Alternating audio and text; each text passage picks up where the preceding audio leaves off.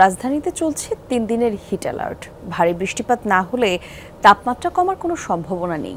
এ বিষয়ে আগারগাঁও আবহাওয়া অফিসে ব্রিফিং করছে আবহাওয়াবিদ মোহাম্মদ ওমর ফারুক। সরাসরি আমরা যাচ্ছি সেখানে।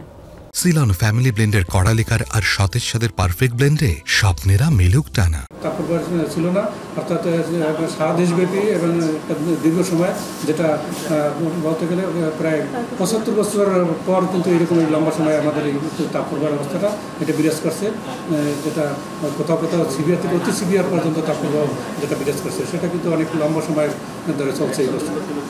বৃষ্টিপাতের সম্ভাবনা কবে নাগাদ? বৃষ্টিপাতের যে সম্ভাবনা আমি বলেছি যে মে মাসের শুরুর দিকে, অর্থাৎ 2 তারিখেই দেশের বেশিরভাগ জায়গায় বৃষ্টিপাতের শুরু হওয়ার সম্ভাবনা রয়েছে। বৃষ্টিপাত বলতে কালবৈশাখী ঝড়ের সম্ভাবনা রয়েছে।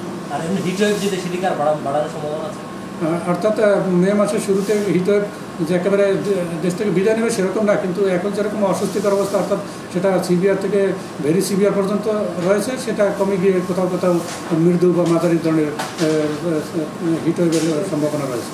আপনারা তো 25 তারিখে লাস্ট চতুর্থবারের মতো হিটওয়েভ দিয়েছে, বাড়বে কিনা সম্ভব? আরেকবার 28 তারিখে গিয়ে আরেকবার এক্সটেনশন করার সম্ভাবনা রয়েছে। একটা বিষয় ছিল, তাপপ্রবাহ তো চলছে, এপ্রিল মাসে পুরোটাই থাকবে, কিন্তু ঢাকা শহরেও তাপমাত্রা আছে। তো ঢাকা শহরের স্পেসিফিক কোনো নির্দিষ্ট কোনো জায়গা আছে কিনা যে ওই সব জায়গায় তাপমাত্রা বেশি? আপনার কোনো স্টাডি করেছেন?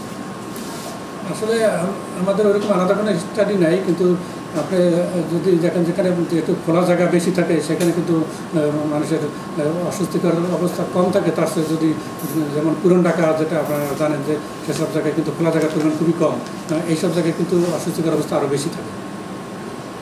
কালবৈশাখী ঝড় হবে, তো ঘূর্ণিঝড় হওয়ার কোনো লঘুচাপ নিম্নচাপ সৃষ্টির কোনো সম্ভাবনা আছে কিনা? আগামী 1 সপ্তাহের মধ্যে বঙ্গোপসাগরে কোনো লঘুচাপ বা নিম্নচাপ সৃষ্টি হওয়ার সম্ভাবনা নয়।